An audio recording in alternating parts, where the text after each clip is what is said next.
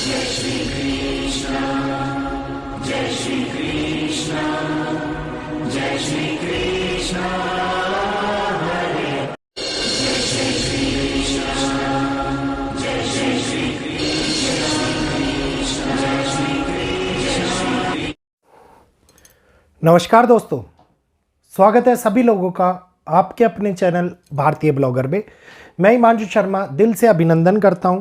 आज जो घटनाक्रम घटित हुआ, जिस घटनाक्रम ने एक नया रुख लिया और लोगों को यह दिखा दिया कि अब एक बार फिर से तृतीय विश्व युद्ध की आवाज़ सुनाई देती हुई नजर आ रही है और ग्रहों ने अपना खेल खेलना शुरू कर दिया। मंगल और केतु ने द्वितीय चरण का प्रभाव अपने आप में दुनिया के अंदर विध्वंसकारी परिणामों को लेकर के आया। मंगल ने पहले भी दंगल किया था और इस बार का दंगल तो कोरहम में परिवर्तित होता हुआ नजर आ रहा है। खैर, अभी जो ये घटनाक्रम बन रहे हैं, ये केवल और केवल पिक्चर अभी बाकी है, ये कहना होगा। अब आप कहेंगे पिक्चर अभी बाकी है से क्या अभिप्राय है? पिक्चर अभी बाकी है से ये अभिप्राय है कि जो परिस्थितियों का आकलन हम लोगों ने किया था, जिस प्रकार से मैंने कहा कि अमेरिका अगर इजराइल के सपोर्ट में खुल करके आया तो युद्ध बड़े विश्व युद्ध की, ये कहिए कि एक शुरुआत के रूप में लिया जाएगा। ये माना जाएगा कि ये सरकमस्टांसेस या फिर ये एक ऐसी शुरुआत है जो आगे आने वाले 2027-28 को झुलसाने का काम करेगी। और बिल्कुल वैसा ही परिस्थितिक बदलाव पश्चिम की कुंडली से आकलन करके हमने बताए और अगले दिन वो घटित भी हो गए। अब इसके बाद में आज सुबह ही वाले वीडियो में मैंने कहा कि अब और देश, 4 से 5 देश इन युद्ध के बीच में खुले तौर पर आते हुए नजर आएंगे।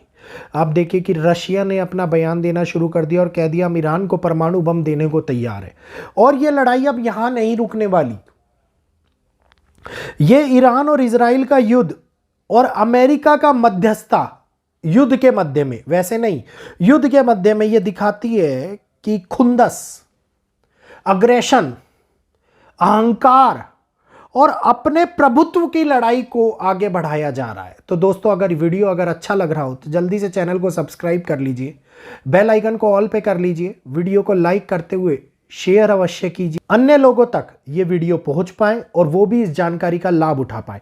पूर्ण रूप से रिसर्च पर आधारित शाम वाला संडे का ये वीडियो आप लोगों को अब एक नई स्टेप के बारे में बताने के लिए आया है।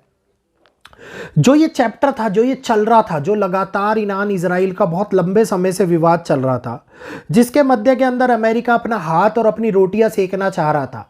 वो चाह रहा था कि किसी ना किसी तरीके से उसका आधिपत्य भी मिडल ईस्ट के अंदर बनता हुआ नजर आए, क्योंकि मिडल ईस्ट के अंदर केवल इजराइल एक ऐसी जगह है जहां पे ढंग से अमेरिका का इन्वॉल्वमेंट है, अन्य कहीं पर भी इन्वॉल्वमेंट नहीं दिखाई देता। आप पुराने इतिहास के पन्नों को उठा करके देखेंगे, जब खोलेंगे तो आप लोगों को केवल एक ही चीज दिखाई देगी, जो ये मध्य पूर्व की धरती है, ये धरती की शुरुआत रंजिश के ऊपर हुई है। ये धरती खून से लाल हुई है। ये धरती शुरू से ही एक दूसरे से जलन के भाव को लेकर के आगे बढ़ती हुई नजर आई है और इजराइल और ईरान दोनों इसी चीजों को लेकर के आगे टारगेट करते हुए नजर आ रही है।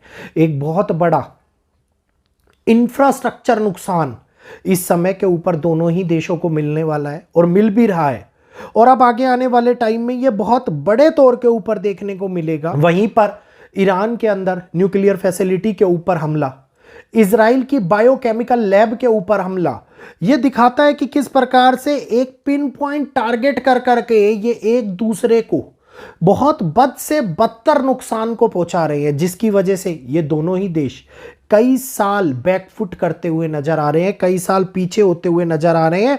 और अभी केवल इतना ही नहीं हो रहा, जो एक कहते हैं ना कि समुद्री नाली जहां से तेल के लिए यूरोप को तेल भेजा जाता है, वो ईरान के कब्जे में है। और जब वो रुकेगी तो दुनिया के अंदर क्रूड ऑयल के दाम बढ़ जाएंगे। तेल जो रिलेट करता है सेचन को, तेल जो रिलेट करता है कि अब आगे आने वाले टाइम के अंदर जिस प्रकार से सेचन का प्रभाव हम लोगों को देखने को मिल रहा है, ये जितना भी हो जाए, ये दोनों देश आज से 15 से 20 साल पीछे जाते हुए नजर आने वाले हैं। अब सवाल यहां पर आकर के खड़ा हो जाता है कि फायदा किसको पहुंच रहा है। इन दो देशों की लड़ाई के बीच में जो न्यूक्लियर फैसिलिटी, रेडिएशन फैले या फिर किसी भी प्रकार के हथियारों का उपयोग हो, तो यहां पर मेन मुद्दा, कहते हैं दो बिल्लियों की लड़ाई में बंदर रोटी खा गया, तो यहां पर वो बंदर कौन सा खेल खेलना शुरू कर रहा है जिसके कारण से आगे आने वाले टाइम के अंदर वही बंदर नुकसान उठाता हुआ नजर आएगा। और यहां पे ये महत्वपूर्ण रोल निभाया B-2 बम्बर ने, जो अमेरिका का बम्बर था जिसने उड़कर ईरान के ऊपर पिन पॉइंट अटैक किया। और वो पिन पॉइंट अटैक इस टाइम के ऊपर हम लोगों को ये दिखाता है कि इजराइल की जो लड़ाई है उसमें किस प्रकार से पश्चिमी देश अपना मतलब साध रहे हैं।